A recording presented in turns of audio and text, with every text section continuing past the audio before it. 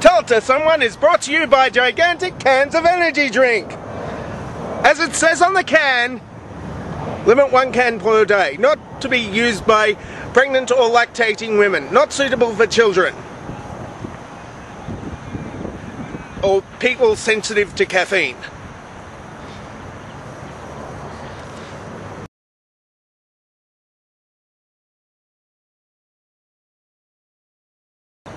Good afternoon and welcome to Tell It to Someone, the only show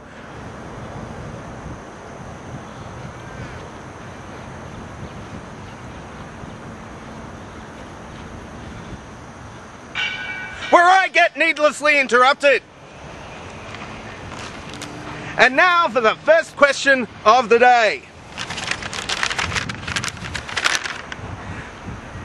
Rage 4 Reason 4 with a 4 asks, could you answer this question next week? He said that last week. Which is the better metal, aluminium like Aussies and Brits have, or aluminium like we have here in the United States? Well, that's an interesting question. Let's have a taste test, shall we?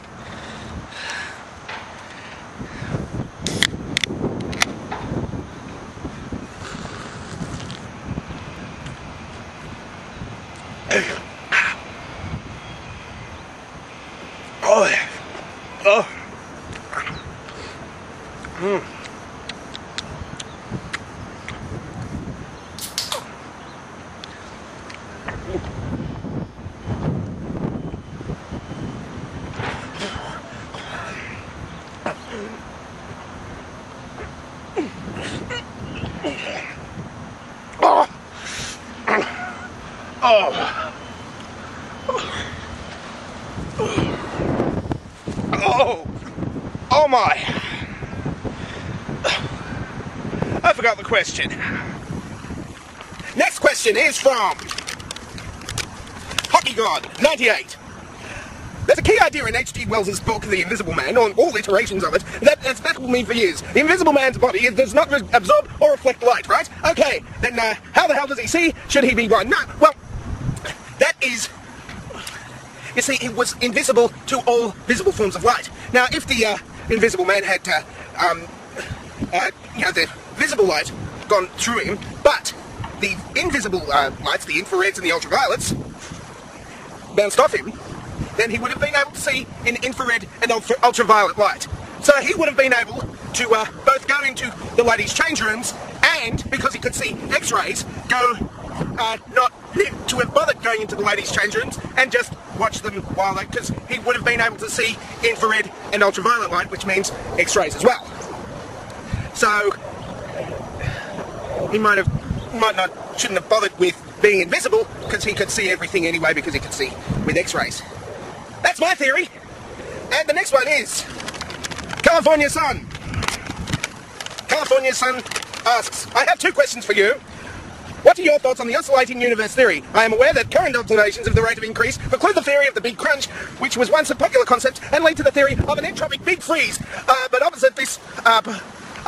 suppose this were feasible, would the gravitational forces of the cosmic radiation of this magnitude be strong enough to return all matter, energy, heat, time, and even consciousness to the point of the Big Bang? Also, during the reduction period, on the order of multiple billions of years, would time run backwards? And if so, would it be perceivable, or would it be, would the individual exist only in the now, not aware of what preceded, but with a reverse foreknowledge of what was to come in our previous past?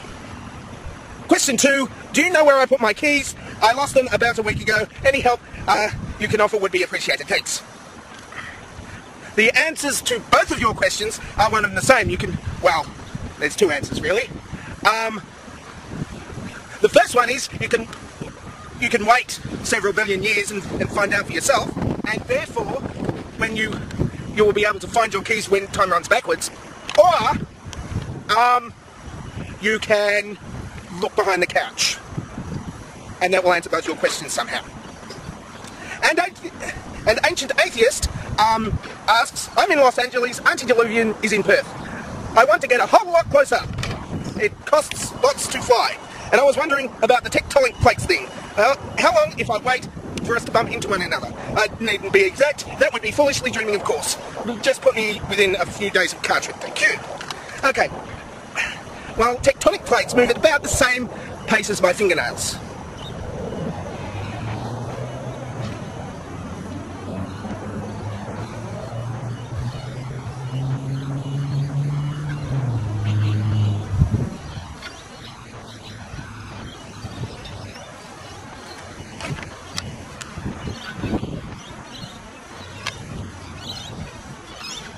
I'm not wearing a watch, so I don't know.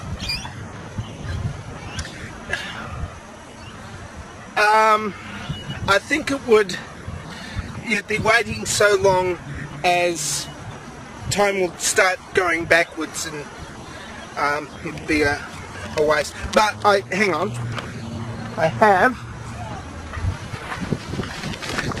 an alternate solution. You see, if you got some boring equipment, not boring as in uninteresting, but you know, like for digging holes. So you're here and antediluvian is here. If you tunneled through from here, not straight down but at a bit of an angle, then you would be able to come through in Perth, but be burned by the magma. Or you could meet each other halfway at about there. That's like Christmas Island. That's about halfway, I think. So,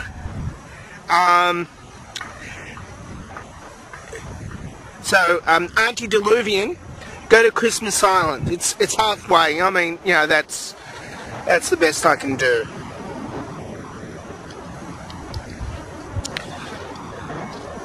And that's Tell It to Someone for this week.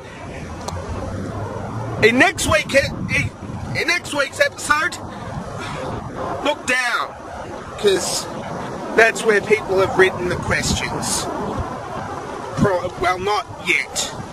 Write the questions and then look down, and that's where the questions for next week are. I'm dangerously talented and I don't have a cool sign off.